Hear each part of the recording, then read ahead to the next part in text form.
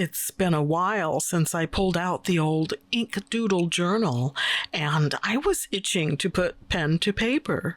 So here we are. Hi, I'm Irene. This is Inkworks, and things are about to get sketchy.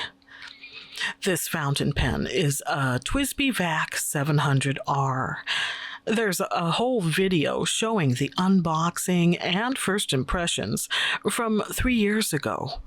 So I won't go on about it, but I will point out that it has a fine nib, and it's the juiciest fine nib I've experienced. In my opinion, it lays down more like a medium line. That's one reason why I sometimes like to fill this pen with paler inks. They show so well. This VAC700R is my largest pen, and it comes through in the clutch.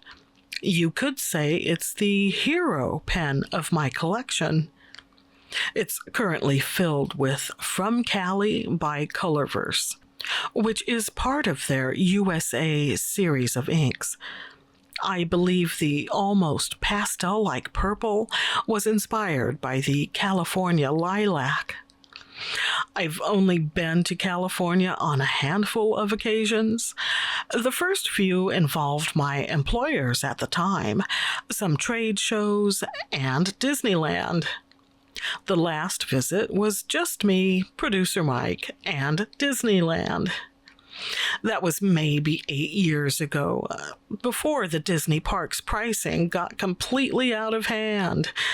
But that's a story for another time. On the topic of heroes. What do you mean, contrived segue? Moi? There aren't many YouTube reactions to the movie Local Hero, but I found one the other day. You know, those channels that are all, I've never seen this movie before in my life. Except in this case, I don't have a hard time believing it, because Local Hero is a bit obscure, at least when compared to more popular choices like Shawshank Redemption, Jaws, or Sixth Sense. Yeah, it's nice to see a neglected gem get some love. While watching the video, I was reminded that Local Hero ends with a touch of ambiguity. But I like to imagine that McIntyre quit his job at Knox Oil and Gas, sold his fancy car and condo, and moved to live in that little Scottish village for the rest of his days. Some might find that boring, and it certainly wouldn't fly as a sequel.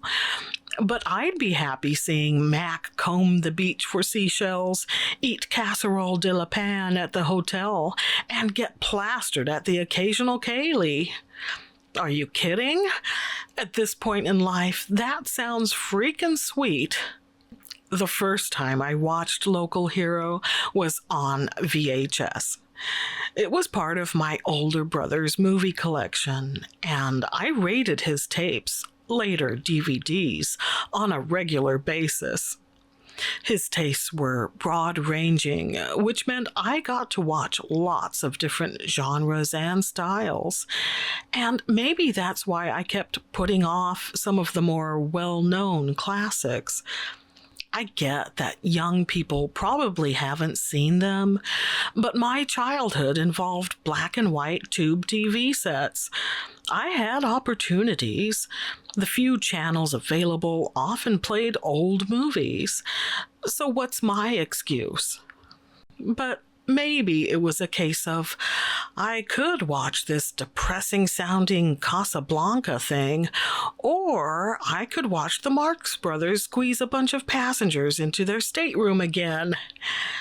The point is, it took me an embarrassingly long time to get around to it, but I eventually watched All About Eve, Sunset Boulevard, and Casablanca. All excellent films I wish I'd watched sooner. Of course, that doesn't stop me from getting irritated with people reacting to Wicked without having ever watched The Wizard of Oz. It's not often that I can pinpoint when I first heard a specific word, but inevitable is one of those rare instances. I was like 8 years old and watching the TV miniseries Rich Man, Poor Man with my mom. I remember thinking at the time, what's inevitable and who actually talks like that? Pretty sure I didn't ask my mom. She was from Japan and her English was good, but maybe not that good. So I jumped on the internet and Google searched. Kidding. We didn't have that option. I had to haul out the dictionary, a massive hardbound behemoth that was part of our World Book Encyclopedia set. That's how I learned what inevitable means, and I've used it ever since. Sparingly, mind, because it always struck me as the sort of word that shouldn't be used lightly. Which might be why it was so odd when Rudy Jordache just blurted it out. It felt like he'd been practicing for the day he'd once again cross paths with Julie Prescott. It was inedible. No, it was inevitable. Look, he'd already lost her once and was bound and determined this time to win her with vocabulary. Indubitably. Yeah, I grew up in the 70s and 80s when miniseries were big. Rich Man, Poor Man, books 1 and 2, Roots, Shogun, The Martian Chronicles, etc. Most of those memories are vague, but I clearly, and I mean clearly, recall the moment Leslie Uggams spat in Sandy Duncan's cup. Go, Kizzy. But I have to say, the miniseries that left the biggest impression was the Australian-made Return to Eden from 1986. I understand it was inspired by the American nighttime soaps such as Dynasty and Dallas, but I didn't know that at the time because I never watched those shows. So my teenage reaction immediately after watching Return to Eden was, those Aussies are nuts. Spoilers incoming. 3, 2, 1.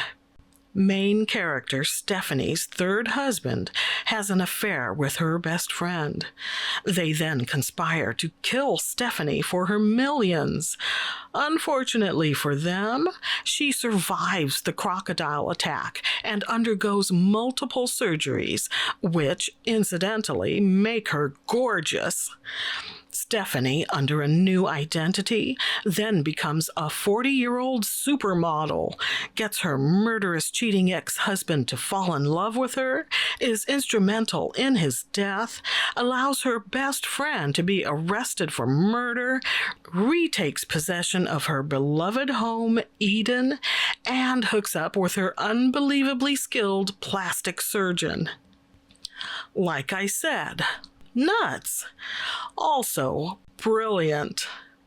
I'd actually like to see Return to Eden rebooted as a comedy. It's already 70% there. Speaking of comedy, some weeks ago, I experienced my own comedy of errors. I'd spent a few days at my friend's place, and she graciously showed me how to operate her Keurig machine. Now, at home, I use a drip coffee maker, but I have owned a Keurig in the past, and her machine wasn't difficult to operate. So while she was out, I helped myself to her stash of K-Cups. But I failed to get the machine to work properly twice. Well, having no intention of wasting any more K-Cups, I simply went without and informed her of the issue upon her return, when she herself tried and also failed. So she dug around in her cabinet and pulled out an older, similar model.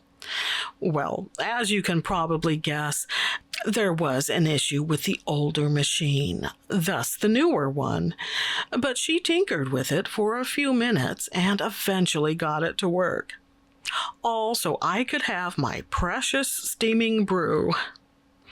Yeah, it was awkward and I felt bad about it, but I also wanted to laugh because the situation reminded me of some old videos I'd seen on YouTube years ago titled You and Your Freakin' Coffee.